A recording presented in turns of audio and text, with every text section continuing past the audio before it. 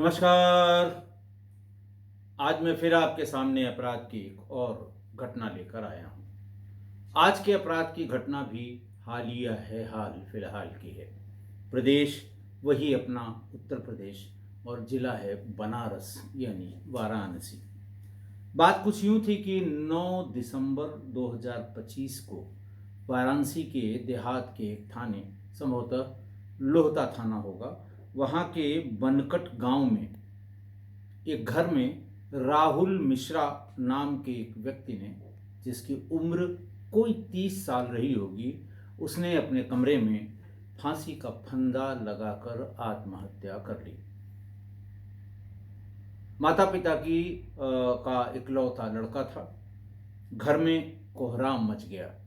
Police को इत्तला हुई। Police मौके पर पहुंच गई। शव को फंदे से उतारा गया। शव ठंडा हो चुका था, यानी उसकी मृत्यु हो चुकी थी। खैर, रोना पीटना मच गया। वो अपना काम करता था, किसी बड़े उद्योगपति के घर में कार चलाता था और उसकी ड्यूटी थी उस उद्योगपति के बेटी उसकी बेटी को काशी विद्यापीठ के गंगापुर कैंपस में वहाँ तक ले आना और ले जाना। उसके तमाम दोस्त भी उसी कैंपस में पढ़ते थे, उनके साथ भी होता था। और अगर जब कभी इलेक्शन होते थे यूनियन के या यूनियन की कोई गतिविधि होती थी, तो वो उसमें छोटी मोटी नेतागिरी भी करता था। पॉपुलर था, कुल कहने का, देखने में अच्छा था। खैर, शव उतारा गया और उसी कमरे में उसका मोबाइल भी मिल गया। पुलिस ने प्रारंभिक तौर पे जानना चाहा तो ये पता लगा कि इसकी पत्नी से अच्छे संबंध नहीं थे और संभवतः यही कारण होगा जो इसने आत्महत्या की होगी। बहरहाल पुलिस को जो उसका मोबाइल उसके कमरे में मिला, पुलिस ने उसको जब देखना शुरू किया तो उसमें तुरंत के रिकॉर्ड किए हुए, यानी लास्ट जो रिकॉर्डेड मैसेज था, वो 2 मोबाइल क्लिप थी। 2 उसकी रिकॉर्ड की हुई क्लिप थी। एक 7 सेकंड की और एक 7 मिनट 29 सेकंड की, जहाँ तक हाँ, एक 7 मिनट 29 सेकंड की। पहले वीडियो में राहुल ने यह कहा कि मेरी पत्नी मेरी पत्नी संध्या, वो उसको मैं बहुत प्यार करता हूँ, लेकिन वो अपने एक रिश्तेदार शुभम सिंह डेंजर से रिलेशनशिप में आ गई है। दूसरे वीडियो में उसने आगे बताना शुरू किया। 7 मिनट 29 सेकंड की इस वीडियो में उसने जो बात कही वो सुनने लायक है या काबिले गौर है। वो मोटरसाइकिल पर चलते चलते उसने ये वीडियो रिकॉर्ड किया था, अपना वीडियो और अपने लिए रिकॉर्ड किया था, जिसमें उसने कहा था कि मैं अपनी पत्नी से बहुत प्यार करता हूँ, मैं जीना चाहता था, मैं आज सुसाइड कर रहा हूँ। मुझे नहीं पसंद है कि मेरी वाइफ किसी और से बात करे। शुभम सिंह डेंजर मेरी वाइफ को यूज़ करने के चक्कर में उसे बरगला रहा है। मेरा एक छोटा सा बेटा भी है, मैं उसके बिना नहीं रह पाता हूँ। आज मैं उससे मिलने गया था। उनके घर के पास चांपाकल है, वहीं पर मैंने सोचा हम अपने बच्चे से मिल लेंगे और उसे 1000-2000 रुपये दे देंगे। मेरे बच्चे को कुछ मिल तो जाएगा अपने पिता की तरफ से। मैं खुद कर्जे में हूँ, गाड़ी का किश्त है, दूध वाले का पैसा है, किराने वाले का पैसा है। मैं छोटी सी उम्र से ही ये सब सह रहा हूँ। मेरे मम्मी पापा भी मेरी वाइफ को, मेरी पत्नी को पसंद नहीं करते हैं। मेरी वाइफ ने मेरे खिलाफ 4 बार अलग अलग थानों में रिपोर्ट दर्ज कराई है। मुझे अपने आशिकों से पिटवाया भी है, जेल भी भिजवाया है। उसके बाद भी मैं उसे बहुत इज्जत से अपने पास रखता हूँ, क्योंकि मैं जीना चाहता था। मैं चाहता था कि मेरी वाइफ मेरे घर पर आए, बच्चे का ख्याल रखे, मेरा भी ख्याल रखे, मुझे समय पर अपनी ड्यूटी पर जाते समय खाना बना दे और मुझे खुश रखे। वो मुझे हर समय टेंशन में रखती थी। ऐसा उसने अपने उस वीडियो में कहा, जो आप कह सकते हैं पहले तो सुसाइड नोट का प्रचलन था, अब ये सुसाइड वीडियो कहा जा सकता है। आगे कहता है कि मेरी मम्मी रानी मिश्रा आंगनबाड़ी हैं। मेरे पिताजी भवानी शंकर मिश्रा हैं। उन्होंने लोन पर एक गाड़ी ली है। मेरा छोटा सा बच्चा है, उसके बिना मैं जी नहीं पाता हूँ। आज मेरी ज़िंदगी का लास्ट दिन है। मेरी वाइफ खुलकर बोल रही है कि मैं शुभम सिंह डेंजर से बात करूँगी। मुझे पता है वो उसे होटल तक ले जाएगा। मैं उसे उसकी गाड़ी पर यानी डेंजर की गाड़ी पर होटल ले जाते हुए नहीं देख सकता। मैं उसे कोई सज़ा नहीं दिलाऊंगा। वो मेरी कद्र कर लेती बस। ये इतना पुलिस को समझने के लिए काफ़ी था कि आखिरकार माजरा क्या है। ये लड़का क्यों इसने अपनी यही लीला यानी अपने जीवन की लीला समाप्त की है। उसने सब कुछ लिखा है। उसने कभी नहीं लिखा कि मेरी मौत की जिम्मेदार मेरी पत्नी है, नहीं लिखा। उसने ये भी नहीं लिखा कि मेरे मरने के बाद इसे पुलिस सज़ा दे। सामान्य रूप से बहुत ज़्यादा गुस्से में किए गए सुसाइड में, जिसके कारण सुसाइड होता है, उसके लिए इस तरह के शब्दों का प्रयोग सुसाइड करने वाला लिखता है। बच्चे जब करते हैं तो लिखते हैं कि माता जी, पिताजी या मम्मी पापा मुझे माफ़ कर देना, मैं आपकी आकांक्षाओं पर, आपकी आशाओं पर खरा नहीं उतरा। फिर पुलिस वाले के लिखते हैं कि मेरी मौत का जिम्मेदार मैं स्वयं हूँ, मेरी मौत का दूसरा कोई जिम्मेदार नहीं है। और अगर किसी की प्रताड़ना से तंग आकर कोई सुसाइड करता है तो वो गुस्से में यही लिखता है कि मेरी मौत के जिम्मेदार फलां फलां हैं। उन्हें किसी भी तरह से न बख्शा जाए, उन्हें अधिक से अधिक सज़ा दी जाए। जैसे मैं मर रहा हूँ वैसे उनकी भी मौत हो। कुछ इस तरह की शब्दावली में सुसाइड नोट मुझे मेरे अपने करियर में पढ़ने को मिले हैं और ये एक सामान्य सी बात भी समझ में आती है। लेकिन राहुल ने अपने इस सुसाइड वीडियो में कहीं जिक्र तक नहीं किया कि मेरी मौत की जिम्मेदार मेरी पत्नी है। उसने ये बताया कि मेरी पत्नी ने 4 बार मेरे खिलाफ अलग अलग थानों में मुकदमा लिखवाया, मुझे जेल भी भिजवाया। मेरे ऊपर दहेज उत्पीड़न का और डोमेस्टिक वायलेंस का मुकदमा भी लिखा गया, लेकिन फिर भी मैं इसे कोई सज़ा नहीं देना चाहता। बस मैं ये चाहता हूँ कि मेरी इज्जत कर लेती। इसने मेरी जो इज्जत मुझे चाहिए थी वो इसने मुझे नहीं दी। परिवार ने ये बताया कि युवक ने 4 साल पहले लव मैरिज की थी। ध्यान रखिएगा, लव मैरिज की थी। लेकिन जिस दिन इसने सुसाइड किया है यानी 9 दिसंबर 2025 को, उससे 8 महीने से वो अपने मायके में रह रही थी अपने बेटे के साथ। राहुल मिश्रा के बारे में पता लगा कि राहुल मिश्रा बनकट गांव का रहने वाला था। वाराणसी के एक व्यापारी की कार चलाता था। व्यापारी की बेटी काशी विद्यापीठ के गंगापुर कैंपस में पढ़ती थी, जिसे वो रोजाना छोड़ने जाता था। राहुल के कुछ दोस्त भी उसी कॉलेज में पढ़ते थे। छात्र संघ चुनाव के समय में ये दोस्तों के साथ नेतागिरी भी कर लेता था।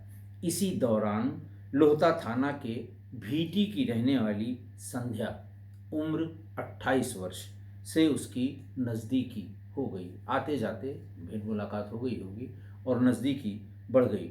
दोनों में प्रेम प्रसंग चलने लगा। लेकिन राहुल के घर वालों ने करीब 4 साल पहले उसकी शादी कहीं और तय कर दी।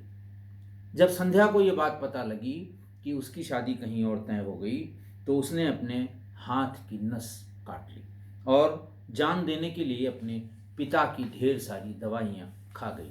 लेकिन गंभीर हालत में जब उसे अस्पताल एडमिट किया गया, फिर धीरे धीरे उसका उपचार शुरू हुआ और उस समय राहुल ने सार्वजनिक रूप से ये कहा कि अगर ये मरती है तो इसके जिम्मेदार मेरे माता पिता होंगे, क्योंकि मेरी मर्जी के विरुद्ध इन लोगों ने मेरी शादी तय कर दी, जबकि मुझे संध्या से ही शादी करनी थी।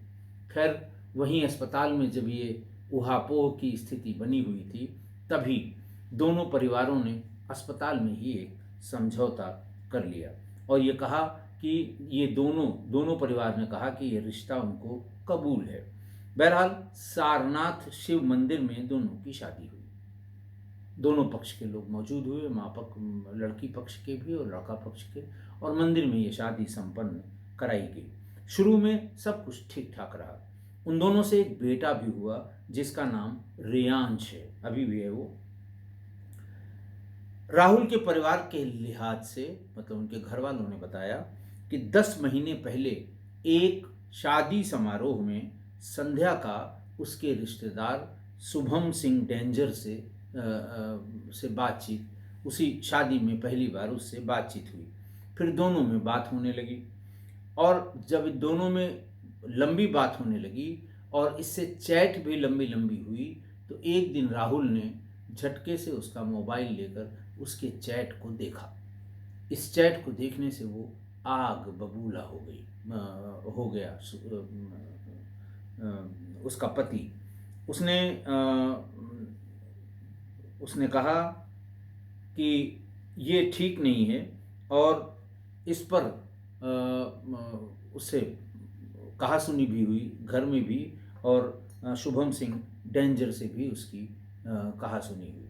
इस बीच में शुभम सिंह डेंजर ने लड़के के, राहुल के माता जी से बात कर ली कि उससे कह दीजिए कि ये करता है, वो करता है, शक करता है, दुनिया भर की बातें जो भी माँ से कही जा सकती हैं। उसने कह दी इस बात से, और फिर माँ ने ये बात पूछ ली संध्या से। संध्या इस बात से बहुत भड़क गई और अपने बेटे रेयांश को लेकर वो अपने मायके चली गई। राहुल ससुराल मिलने जाता था, लेकिन संध्या उससे मिलती नहीं थी और न बच्चे को उससे मिलने देती थी। संध्या ने इस दौरान राहुल के खिलाफ लोहता थाने में दहेज उत्पीड़न और घरेलू विवाद से, जो डोमेस्टिक वायलेंस का मुकदमा है, वो दर्ज कराया। पुलिस ने राहुल को जेल भेज दिया। राहुल 3 महीने जेल रहा। संध्या इतने से नहीं रुकी। उसने अदालत में तलाक की अर्जी डाली और 30 लाख रुपए की मेंटेनेंस के रूप में डिमांड भी की कि उसे 30 लाख रुपए दिया जाए। अपने माँ बाप का इकलौता बेटा राहुल अपनी पत्नी की इस बेरुखी से परेशान था। 4 दिन पहले पत्नी के बॉयफ्रेंड शुभम ने अपने साथियों के साथ करौता बाजार में राहुल की पिटाई की। सरे बाजार सरेआम उसकी पिटाई की और ये कहा कि अपनी पत्नी की तरफ देखना अब छोड़ दो। किसी पति के लिए ये बड़ा असहनीय होगा, और ऐसी पत्नी जिससे वो प्रेम विवाह करके अपने घर में ले आया था। फिर जब उसकी पिटाई की, लेकिन उसने कोई मुकदमा शुभम या उसकी अपनी पत्नी संध्या के खिलाफ नहीं लिखाया, बल्कि बेटे की पिटाई से आहत उसकी मां ने थाने में इसकी शिकायत की। खुदकुशी करने के पहले, एक दिन पहले यानी 8 दिसंबर को राहुल अपने मालिक की कार लेकर अपने ससुराल गया। वहां पत्नी से कहा कि चलो अब हम सब माफ़ कर देंगे, मेरे साथ रहो। पर संध्या और उसकी माँ ने उसे बेइज्जत किया, थोड़ा बहुत नहीं बहुत बेइज्जत किया और धक्के देकर घर से बाहर निकाल दिया। उसने बेटे को दिखाने के लिए कहा कि ठीक है मैं जाता हूँ, एक बार मेरे बेटे को दूर से सही दिखा दीजिए, लेकिन उसे दिखाने से भी माँ बेटी ने इनकार कर दिया। वहाँ से लौट कर आया तो राहुल मानसिक रूप से बहुत परेशान हो गया। वह वहाँ से वापस आया और अपनी मोटरसाइकिल पर घर जाते समय उसने ये वीडियो बनाया जो 7 मिनट 29 सेकंड का था। ये सुसाइड नोट इसे आप कह सकते हैं, वीडियो के रूप में उसने अपनी पत्नी की बेवफाई की सारी कहानी इस वीडियो में बताई थी। माँ बोली थी कि कर्ज था और पत्नी ने रिपोर्ट दर्ज कराई थी, जिसकी वजह से वो मानसिक रूप से बहुत परेशान था। राहुल मिश्रा की मां रानी देवी ने बताया कि राहुल कर्ज से बहुत परेशान था, उसके ऊपर बहुत कर्ज हो गया था। ऐसे में पत्नी भी उसे परेशान कर रही थी। पत्नी ने उसके खिलाफ अलग अलग थानों में 4 रिपोर्ट यानी 4 FIR दर्ज कराई थी, जेल भी भिजवाया था, जिसकी वजह से ये राहुल तनाव में था।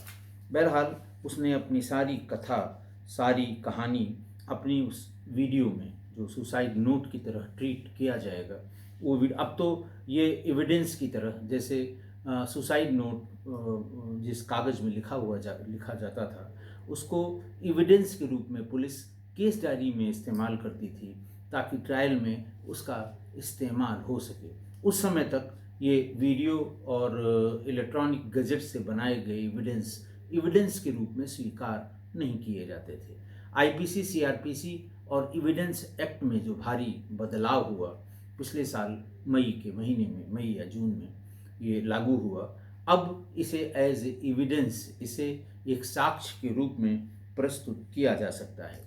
फिर उसकी माँ ने अपनी बहू संध्या, उसकी माँ और उसके बॉयफ्रेंड शुभम सिंह उर्फ डेंजर के खिलाफ एफआईआर कराई कि इन लोगों के उकसावे की वजह से उसके इकलौते बेटे ने, सुशील ने आत्महत्या कर ली थी। राहुल ने आत्महत्या कर ली। खैर, पुलिस ने राहुल की पत्नी संध्या और राहुल की सास यानी संध्या की मां को गिरफ्तार कर लिया। थाना प्रभारी राज बहादुर मौर्य ने प्रेस को बताया कि शिकायत के आधार पर 3 आरोपियों पर आत्महत्या के लिए उकसाने की प्राथमिकी यानी एफआईआर दर्ज की गई है। पूरे मामले की जांच की जा रही है।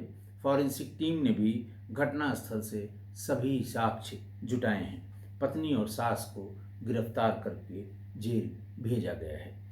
आज की घटना देखिए, लव मैरिज का ये अंजाम अब कोई नया नहीं है। मैंने अपनी किस्सा गोई के तमाम आपराधिक घटनाओं के सिलसिले में ये बात आपको बताई है कि लव मैरिज के अंजाम कितने और किस प्रतिशत में इस तरह के हो रहे हैं जो आज इस घटना में हुए हैं, जिसका मैंने भी जिक्र किया है, संध्या और राहुल की। तो लेकिन अंत यहाँ पर उल्टा हुआ है। सामान्य रूप से लव मैरिज जो फेल होते हैं, 90% लव मैरिजेस फेल हो रहे हैं, वो असफल हो रहे हैं, वो टिकाऊ नहीं हो रहे हैं। उसमें लड़के के ऊपर बेवफाई या लड़के के ऊपर मैरिज, जिसे कॉन्ट्रैक्ट भी कहा जाता है, इस लव मैरिज के इस कॉन्ट्रैक्ट के तोड़ने के आरोप लगा करते हैं। लेकिन यहाँ उल्टा हुआ है, यानी लव मैरिज के कॉन्ट्रैक्ट को लड़की ने तोड़ा है, लड़के ने नहीं तोड़ा है। अच्छा, इसका कारण भी साफ रहता है। जब लड़के इस लव मैरिज के कॉन्ट्रैक्ट को तोड़ते हैं तो कारण इसका साफ रहता है, क्योंकि इस ऐसी लव मैरिज में जब ये टूटती हैं तो शारीरिक सुंदरता और लटक झटक, जो वो कहते हैं ना, कुछ लटक झटक भी कुछ लड़के बहुत पसंद करते हैं, और वो पसंद करके ही ये लव मैरिज की गई। और जैसे उसे कोई और ऐसे ही गुणों से संपन्न लड़की मिल जाती है, वो तुरंत पहले वाली लव मैरिज के कॉन्ट्रैक्ट को तोड़ देता है और दूसरी के साथ लव मैरिज का कॉन्ट्रैक्ट शुरू कर देता है। लव मैरिज का कॉन्ट्रैक्ट लिखा पढ़ी में बहुत कम होता है। कॉन्ट्रैक्ट यानी सौदा या मसौदा या मसविदा, ये एक्चुअली एक लिखा पढ़ी का डॉक्यूमेंट है। लेकिन शादी जो मसविदा है या जो मसौदा है या जो कॉन्ट्रैक्ट है, वो लव मैरिज वाला ये गैर लिखा पढ़ी का होता है।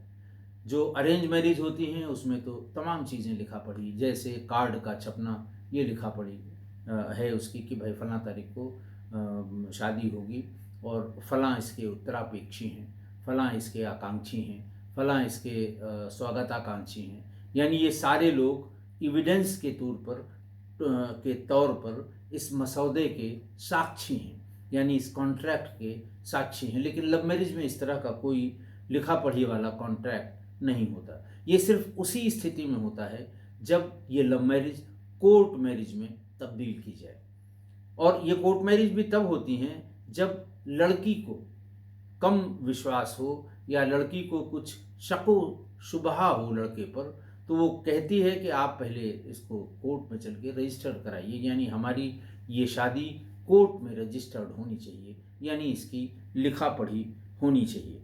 लेकिन लव मैरिज में इस तरह की कोई लिखा पढ़ी, इस कॉन्ट्रैक्ट में कोई लिखा पढ़ी नहीं होती। लेकिन कॉन्ट्रैक्ट होता है, मुँह जबानी कॉन्ट्रैक्ट होता है, और वो बड़े कॉमन प्रचलन शब्दों में ये मुँहज़ुबानी कॉन्ट्रैक्ट किया जाता है, जैसे 7 जन्म तक साथ निभाऊंगा। ये जुबानी कॉन्ट्रैक्ट है। ये लड़का लड़की से ये वादा करता है कि 7 जन्म तक साथ निभाऊंगा। लड़की भी उस पर मोहर लगवा लेती है, अच्छा 7 जन्म तक? उसने कहा हाँ बिल्कुल 7 जन्म तक। दूसरा जो जुमला बोला जाता है, तुम्हें रानी बनाकर रखूंगा, यानी तुम तख्ते ताऊस पर बैठोगी, तुम्हें कोई काम नहीं करना है, सजी धजी बैठी रहोगी, तुमसे काम नहीं कराया जाएगा, इसलिए मैं तुम्हें रानी बनाकर रखूंगा। तीसरा जो जुबानी कॉन्ट्रैक्ट है वो ये है कि तुम कहोगी तो चांद तारे भी ले आऊंगा। अगला जो कॉन्ट्रैक्ट में शब्द इस्तेमाल होता है जुबानी कॉन्ट्रैक्ट में, तुम्हारे सारे खर्चे उठाऊंगा, फिर तुम्हें अलग से मकान या फ्लैट में रखूंगा, परिवार के साथ नहीं रखूंगा जिससे तुम बिदकती हो या जिससे तुम चिढ़ती हो कि सास ताना मारेगी, ननद काम कराएगी, ससुर को चाय बनानी पड़ेगी। इन सब जो टिटिम्मे हैं घर परिवार के, इससे बिल्कुल अलग तुम्हें अलग मकान या फ्लैट जैसी हैसियत हो उस हिसाब से उसमें रखूँगा। अगला जो कॉन्ट्रैक्ट में जुमला बोला जाता है कि वही मैं परिवार वालों के साथ नहीं रखूँगा। अगर तुम्हें कोई कुछ कहेगा तो उसकी जुबान खींच लूँगा। ये कॉन्ट्रैक्ट का, जुबानी कॉन्ट्रैक्ट का, लव मैरिज वाले कॉन्ट्रैक्ट का अगला जुमला है, अगला शब्द है कि अगर कोई कहेगा, तुम्हें कुछ भी कहेगा तो तुम्हारी जुबान खींच लूँगा, तुम्हें मेरे साथ कोई तकलीफ़ कभी नहीं होगी। ये अगला जुमला है उसी लव मैरिज के जुबानी कॉन्ट्रैक्ट का। तुम जो भी कहोगी वो मानूंगा। ये भी एक कॉन्ट्रैक्ट में एक क्लॉज होता है जुबानी कॉन्ट्रैक्ट में, इसमें लिखा पढ़ी कुछ नहीं है।